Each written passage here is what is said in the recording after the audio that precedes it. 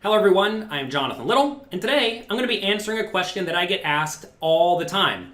What do I do when it seems like no one wants to win this pot, but I don't really have very good cards? Should I be trying to steal these pots all the time? Should I be a little bit cautious? What do you think? Well, I actually made a class for my students at Poker Coaching Premium explaining this exact scenario.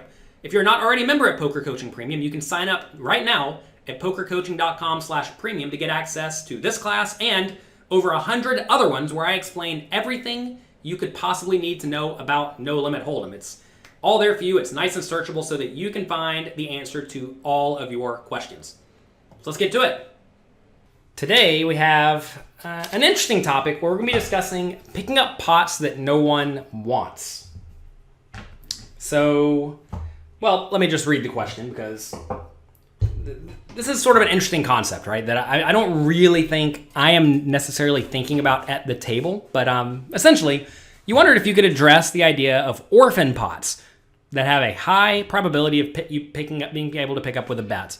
You got this idea from an old homework on February 16th, 2017. And that's why you said you were betting with everything that would be reasonable because you would just likely win immediately. This made you wonder how many other common spots like this there are out there where you can pick up a pot that is available for the taking. All right.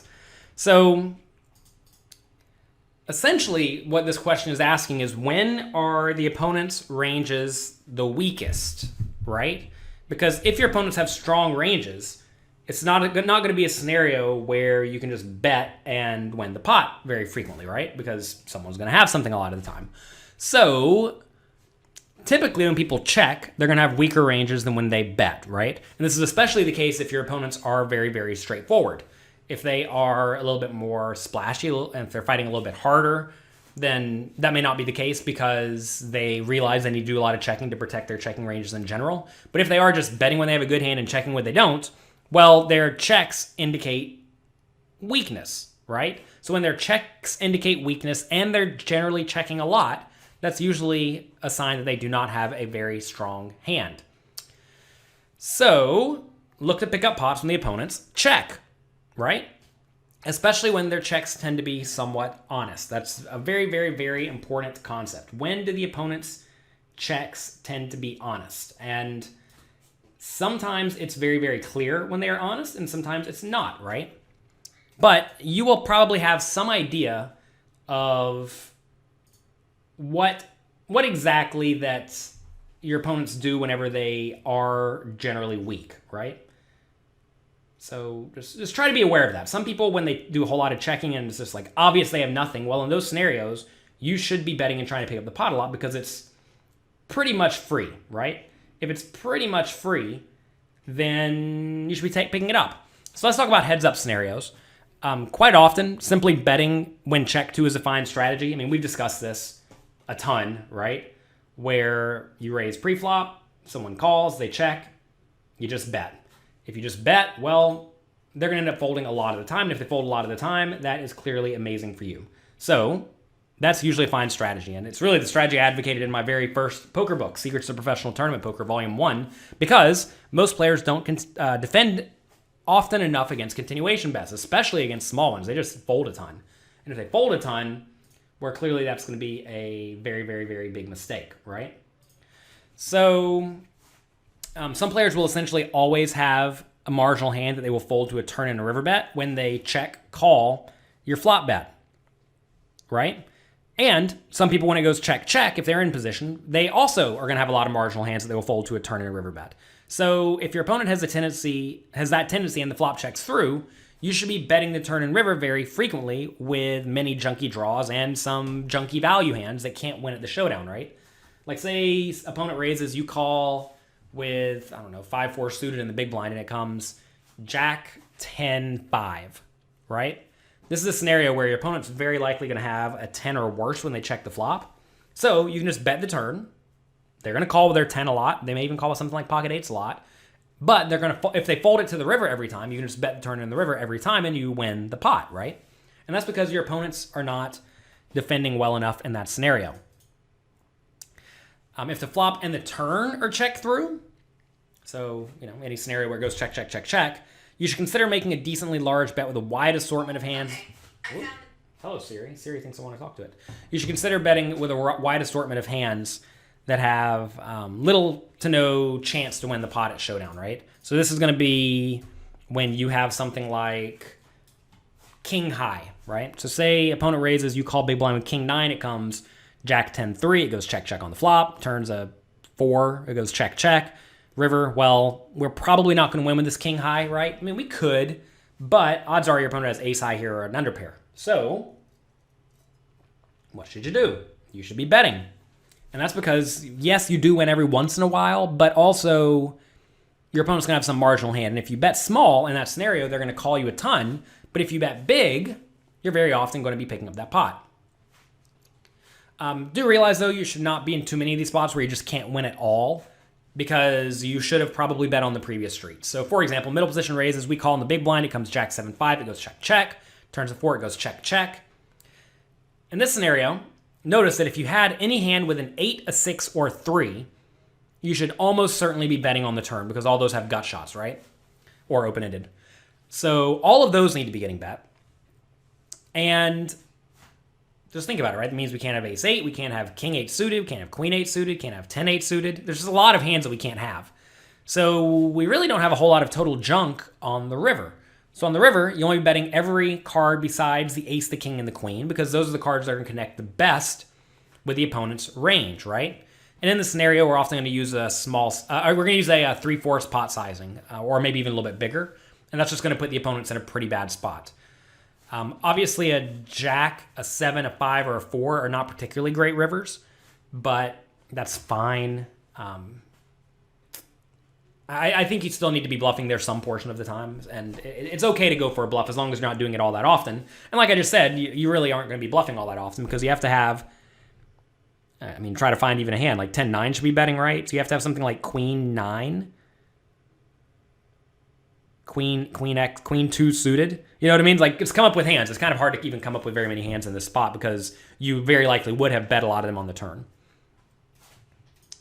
All right. That's the exact same scenario. All right. So let me delete this while we're here. Very often, you all may not know this, whenever I'm making a PowerPoint, I'll just like load up a tons of stuff on a PowerPoint, then I'll delete, or I'll copy it and then move it on to the next page so it doesn't look quite as ugly. I have lots and lots of thoughts on all these topics. All right, let's talk about 3 ways, or perhaps even more. 3 ways, as more people see the flop, you should generally be more cautious bluffing because someone is more likely to have something, right? That makes common sense. Typically as the middle player, okay, so think about when you're the middle player. When the pre-flop raiser checks behind on the flop and the out-of-position player checks the turn, as long as the turn should not help the pre-flop raiser, it's usually safe to bet. This often occurs when someone raises, small blind calls, and you call big blind. Or when pre-flop raiser raises, you call, someone else calls in position. In these scenarios, on the turn, if it gets checked to you again, it's been through the pre-flop raiser one time, and now it's been through the other player at least one time where they could have bet and they didn't. And so both players have now shown a very clear indication of weakness in this scenario, and people typically do play post-flop, multi-way, way more cautious and way more straightforward than they do in other scenarios. So in that spot, it's usually safe to make a bet, especially with your bluffs in your hands that have some amount of equity. If you bet and get multiple callers, clearly you don't need to be bluffing a whole lot on the river. And that's just because someone has something, right? So say you do bet the turn and 2 people call you, you're done. And that's okay. It's okay to be done. So let's take a look at the spot. Middle position raises, small blind calls, you call big blind. Did I have it backwards earlier? I think I said you were small blind. Well, anyway, in this scenario, flop comes queen 7-6. It checks through. Turn is any non-ace or king, and the small blind checks. So notice here, the middle position player could have bet the flop, but they didn't. And small blind, they would check every flop, or almost every flop. And then on the turn, now if they do have something, they're very likely to bet. So they've had 2 instances where they could have, each player's had 1 instance where they could have bet. So in this scenario, you should strongly consider betting any hand with a draw or an overcard and keep betting again on most rivers, assuming the opponent's ranges are capped. And this is where it's very important because a lot of good players in this scenario will check back with a queen on this flop. from middle position, because it's very, very easy for them to call any turn bet and call any river bet if it goes on the bet on the turn and bet on the river. Whereas if they bet the flop and get raised, it becomes quite miserable, right? So this is a situation where you should be highly incentivized to be bluffing against straightforward players, but not very incentivized at all to be bluffing against strong players or players who are capable of checking with some decent hands. I think a lot of people get in their minds that being passive must be bad, but being passive is not necessarily bad. It just means you're probably decently well balanced. The problem is you don't want to be passive, or the problem comes when you are passive with your whole range. And if you're passive with your whole range, or when you're passive with only garbage, either of those, you're just going to end up with too much garbage, right? And if you have too much garbage on average, then you're going to be really, really easy to play against. So you have to make sure that you are checking with a balanced range. Like right here when it comes to queen 7-6, the in position player, the middle position player, should be checking some queens, maybe some 7s and 6s, and also just some kind of junk. Like say you raised ace jack and it comes queen 7-6. It's probably okay just to check and then check fold if someone bets. Same thing with pocket 2s. I mean, pocket 2s is probably fine to bet, but you could also check it as well and then just give up. So if you had something like king 10 suited, you don't have to be betting it all the time. So realize that if you are going to be checking and giving up sometimes, you also want to make sure that you are betting. If you're going to be checking and giving up sometimes, you also want to make sure that you are checking with the idea that you're not giving up sometimes. All right, multi-way. Now someone is really likely to have something, right? So if someone's really likely to have something, then you clearly don't need to be doing a whole lot of betting. So in this scenario, you only want to bet when it's clear, crystal clear, everyone is folding, right? And this will come up in live poker very often when just everyone's zoned out and watching the TV, or they're playing on their phones, or they're going back and talking to their neighbors or whatever. Anytime it's very, very clear everyone is folding, that is when you should consider making this play. This essentially never comes up in online poker because you can't make any amazing reads on your opponents, right? But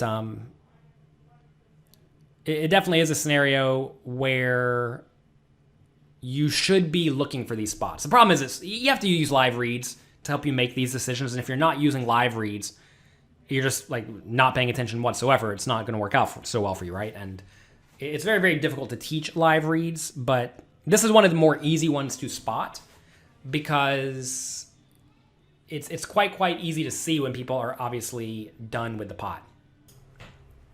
All right, so with no reads, betting with a hand that has little to no chance to win is almost always going to be a mistake.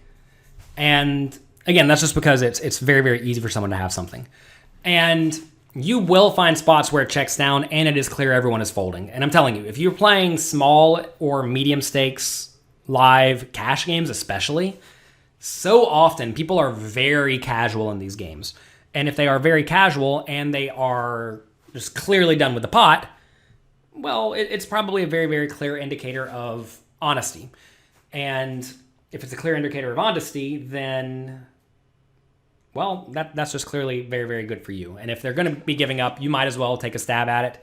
Now, the question is, how much do you need to be betting in these spots?